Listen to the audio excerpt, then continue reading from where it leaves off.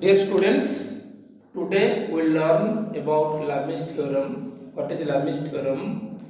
Let us remember it that if a particle is in equilibrium under the simultaneous action of three forces, then each force bears a constant ratio to the sine of the angle between the other two. Here you see you have three forces P, Q and R are acting simultaneously on a particle and the particle is in equilibrium. Then if you take P, then you have to take the angle between the other two forces, that is alpha. That means P by sine alpha. If you take Q, then you will take the angle between the other two, that is beta. That is Q by sine beta. Similarly, if you take R, then you will take the angle between the other two, that is gamma, that is R by sine gamma. So here you will get P by sine alpha is equal to Q by sine beta is equal to R by sine gamma. That is your Lami's theorem. Let us prove it. Since the particle is in equilibrium under the simultaneous action of three forces means the resultant force is 0. So you can write P vector plus Q vector plus R vector is equal to 0 vector, or P vector plus Q vector is equal to minus R vector. Taking the cross product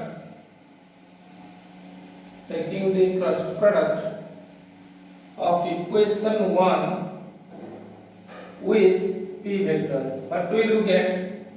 That is P vector plus Q vector is equal to minus P vector cross R vector.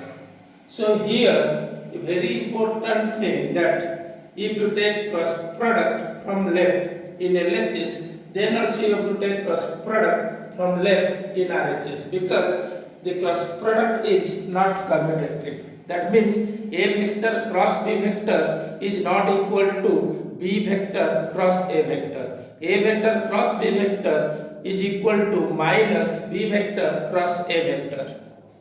So here P vector cross P vector plus P vector cross Q vector, because cross product is distributive, that equal to minus P vector cross R vector, or here you got P cross P, that is 0 vector, plus P cross Q, that equal to minus P cross R, or P vector cross Q vector. If you change the order, then you get R vector cross P vector. Equation number 2. Similarly, you take the cross product of equation 1 with Q vector.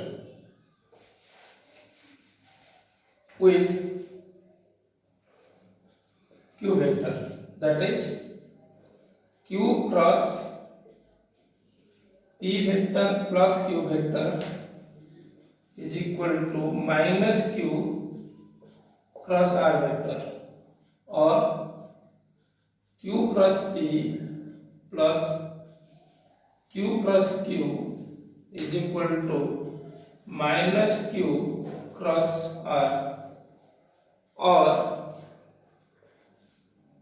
minus P cross Q. Here if you change the order, then comes negative side. It is your 0 vector is equal to minus Q cross R, or P cross Q is equal to Q cross R. Equation number 3. So now you compare equation 2 and 3. What will you get? From equations 2 and 3, you will get P vector plus Q vector LHS are equal to Q cross R is equal to R cross P. It is your equation number 4. Now you take the magnitude. Taking magnitudes, P vector cross Q vector magnitude, Q vector cross R vector magnitude is equal to R vector cross P vector magnitude. So now P cross Q magnitude, that is PQ sin gamma. PQ sin gamma. Q cross R magnitude, QR sin alpha, and R cross P magnitude, that is RP sin beta, or PQ sin gamma by PQR, QR sin alpha by PQR, RP sin beta by PQR. Here we have divided PQR in this equation. So now you will get sin gamma by R, PQ cancel, sin alpha by P, sin beta by Q. Taking reciprocals, R by sin gamma is equal to P by sin alpha, Q by sin beta. Just rearranging P by sin alpha, Q by sin beta is equal to R by sin gamma.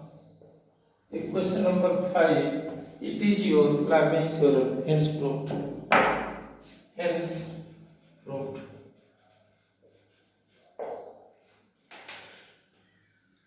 So here, if we represent these three forces in a triangle, you can write a note. If you represent in a triangle, it is a triangle. In this triangle, you know, if the resultant force is 0, then these three forces can be represented by the sides of a triangle, all taken in same order. If it is P vector, it is Q vector, it is R vector, all will take in same order. The angle between P and Q, we have taken gamma, so this angle is gamma. Similarly, the angle between Q and R is alpha, so this angle is alpha. Similarly, R and P is beta, so this angle is beta. If it is gamma, it will be pi minus gamma. If it is alpha, it will be pi minus alpha, and it will be pi minus beta. So this equation you can write P by sin, in place of alpha you can write sin pi minus alpha, because you know sin 180 degree minus theta is equal to sin theta. So in place of sin alpha, you can write sin pi minus alpha.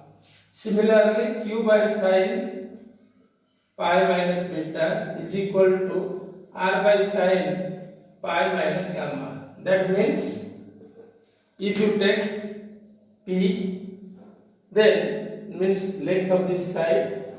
Then you will take the opposite angle, that is pi minus alpha, that is b by sine pi minus alpha. If you take q means length of this side, then q by this opposite angle means sine pi minus gamma, pi minus beta. Then if you take r, then r by sine pi minus gamma. So it is also called as law of sines. Here we have completed Lami's theorem.